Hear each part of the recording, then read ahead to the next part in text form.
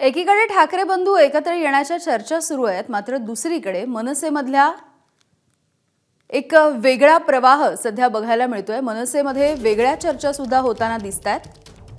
बोगेंच्या विरोधी आंदोलनामध्ये 17,000 केसेस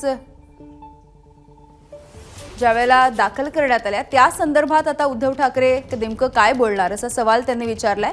मनसेमधल्या नेत्यांची विधानं बघता या युतीच्या संदर्भात मनसेमध्ये फारशी अनुकूलता नाही का असाही सवाल आहे। भोंग्यांच्या विरोधातल्या आंदोलनामध्ये मनसैनिकांवरती 17,000 केसेस टाकल्या, मग यासाठी उद्धव ठाकरे माफी मागणार का असा सवाल संदीप देशपांडे यांनी विचारलाय। 2017 मध्ये युतीच्या प्रयत्नात दगा कोणी दिला हे सर्वांना माहिती असल्याचं सुद्धा संदीप देशपांडे यांनी म्हटलंय।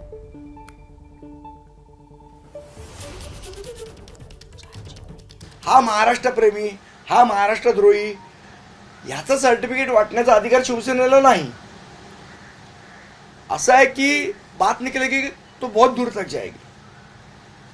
17,000 केसेस भोंग्याच्या आंदोलनाच्या उद्धव ठाकरे मुख्यमंत्री असताना आमच्या महाराष्ट्र सैनिकांवर टाकल्या। ती चूक आता उद्धव ठाकरेंना वाटते का? आणि जर वाटत असेल तर महाराष्ट्र सैनिकांची माफी मागणार का? असे अनेक विषय आहेत। 2017ला त्या सगळ्या प्रोसेसमध्ये मी स्वतः इन्व्हॉल्व होतो।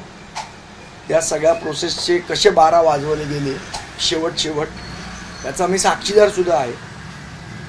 त्यावेळेला कदाचित त्यांना वाटलं होतं की आम्ही भारतीय जनता पक्षाबरोबर जातो की काय, युती करतो की काय, म्हणून ती निवडणुकीसाठी खेळलेली खेळी होती 2017ला उद्धव ठाकरेंनी। दगा कोणी दिला मी सांगितलं ना तुम्हाला, नंतर त्यांनी फोन उचलायचे बंद केले। दगा कोणी दिला हा पुन्हा सांगायचा विषय नाहीये, तो अध्यारूटच आहे कोणी केलं ते। कारण बाळा नांदगावकर स्वतः 2017ला मातोश्रीवर जाऊन आलेले, नांदगावकर साहेब स्वतः गेलेले।